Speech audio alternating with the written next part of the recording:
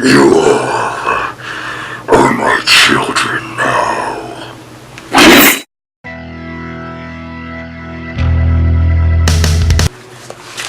What? You didn't think I was gonna go ahead and do like a risky business type of dance in my room, rubbing my ass against the door, did you?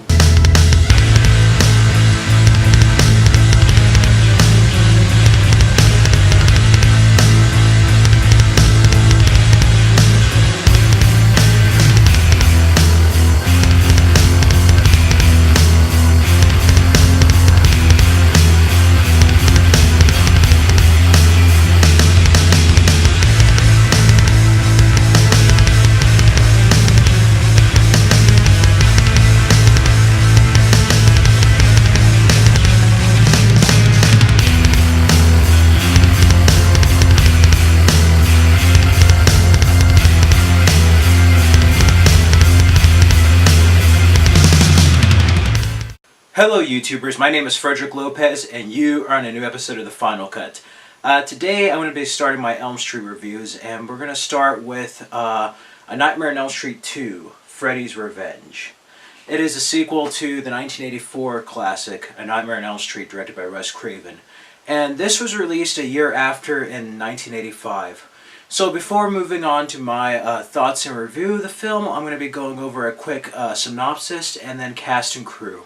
A Nightmare on Elm Street 2 stars Robert Englund as Freddy Krueger, Mark Patton as Jesse Walsh, Kim Myers as Lisa Weber. It is directed by Jack Shoulder. Jesse Walsh and his family have moved into Nancy Thompson's old house on Elm Street. Not long after, Jesse begins to have horrific nightmares that features a burned man in a dirty red and green sweater with knives on his fingers. His neighbor and new sweetheart Lisa discover the truth behind Freddy Krueger and his horrible murder spree. Freddy vows to take over Jesse's body in order to continue his horrific crimes against the Elm Street residents. Soon, people close to Jesse start dying violently. Will Lisa's love for Jesse be enough to help him overpower the demonic presence of Freddy Krueger inside of him? So that is the question brought up in A Nightmare on Elm Street 2, Freddy's Revenge. And yeah, it changes the rules from the first film. In this film, Freddy's like this demonic spirit that's possessing Jesse, and he doesn't have any recollection of what happens when Freddy takes over. And he doesn't exactly attack him in his dreams fully. He needs to be asleep in order for him to possess him, but it's Freddy coming out into the real world and killing people. It's the first Elm Street film and the only, and also one of the few horror films to have a male protagonist. He moves into Nancy's old house in the first Nightmare on Elm Street. There's a lot of homoerotic, homosexual undertones in this film, and supposedly the script writer said that that was intentional, even though the director had no idea. And you could really tell, and I guess you could say the film is a little bit ahead of its time in that regard, but the way everything is just executed just comes off as cringeworthy and just like funny, where it just totally misses a point and it's just bad. It is not good. But I get to that later. Wes Craven was originally wanted to direct this film, but he didn't want any part of having a sequel. He thought the story ended with the first one, which I don't blame him.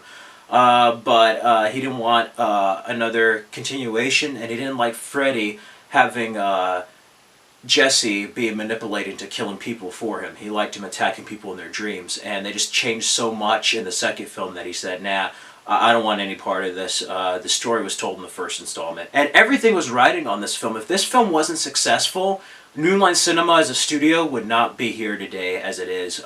So they're really betting big on this, and because of that, Robert Shea, the producer, micromanaged every aspect of the film.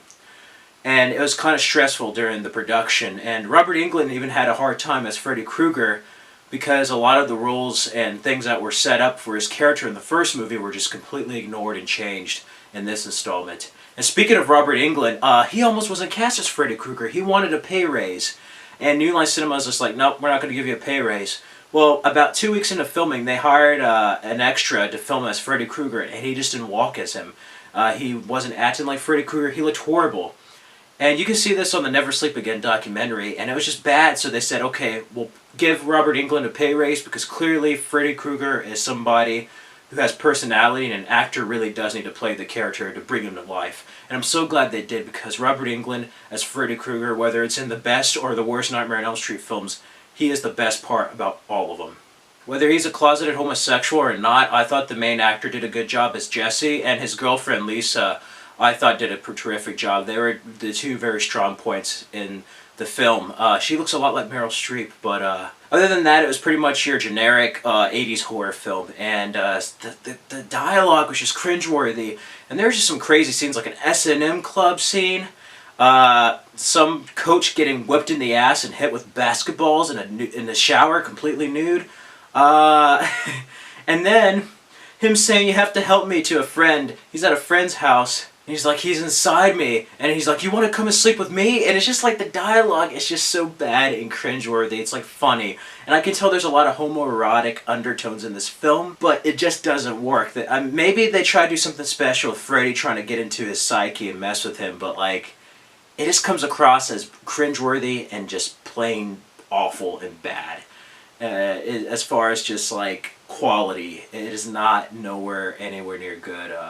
It's just not good. It's not anywhere near as good as the original film. And that's not the biggest sin. It's not just the writing for the characters and dialogue. The writing for Freddy, they make him like a demonic spirit that has to possess Jesse and manipulate him in order to get out to the real world. And he starts killing people in the real world. And that's a highlight. The swimming pool scene was a really good scene, but it breaks the rules of Freddy Krueger. You don't have that element of him trying to kill people when they're most vulnerable in their sleep.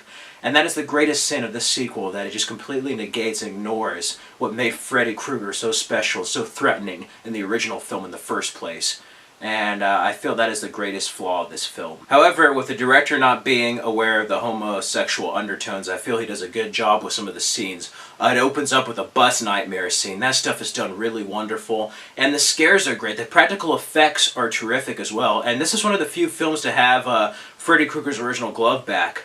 And what they did is they added actual razors on his burnt hands, so instead of a glove, he has actual knives coming out of his fingers, and that made him more menacing.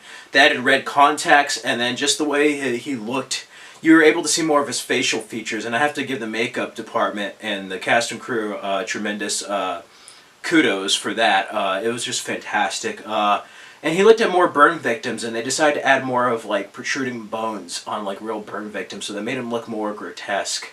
And it really added to Robert Englund's performance. And I love that pool scene again. That was crazy with some of the content. He's like, "You are my children now." I just love that scene. Traps him in there. But it has some crazy real world stuff that is just not Freddy Krueger. But the way it's designed and edited was great. That dance scene was a little weird. Supposedly the actor prolonged filming that. It was supposed to pay homage to Tom Cruise in Risky Business. It just didn't work. And yeah, he said it was in the script, and I guess it was. I haven't read the script, but supposedly he said it was real popular in some gay clubs and stuff, so I don't know. It was just out of place, and yeah, it's cringeworthy stuff like that. It's just like, what?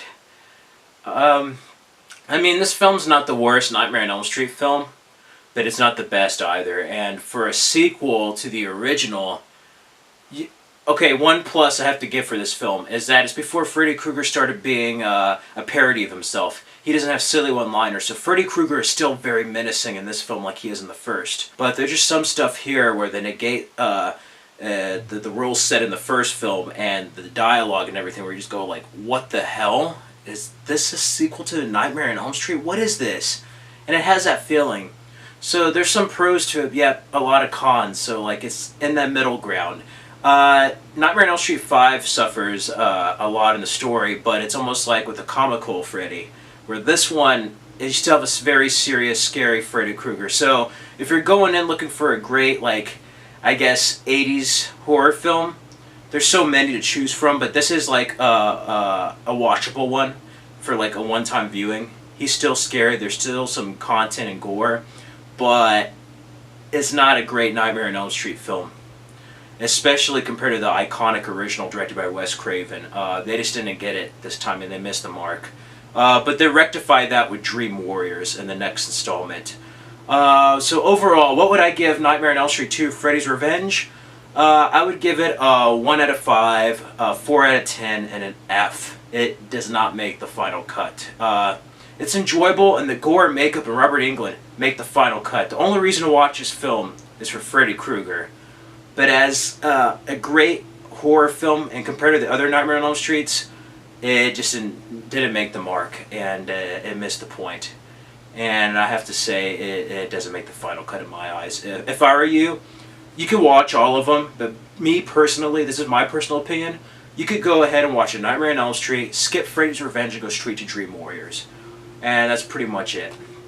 And it's kind of hard to have a male protagonist, whether he's straight or a closeted homosexual, even with the undertones. It is very hard to have a male character, but I do respect this film for doing something different. However, it didn't work for Freddy Krueger's roles in the dreams, but they did have him possess him in a different way. The undertones were a little bit ahead of its time, and having a male protagonist was also very different, because in a lot of horror movies you get female protagonists, so it's kind of nice to see something different. I just wish the execution was better. But yeah, that's my overall score. 1 out of 5, 4 out of 10, and an F. It does not make the final cut. Those are my thoughts and review of A Nightmare on Elm Street 2, Freddy's Revenge.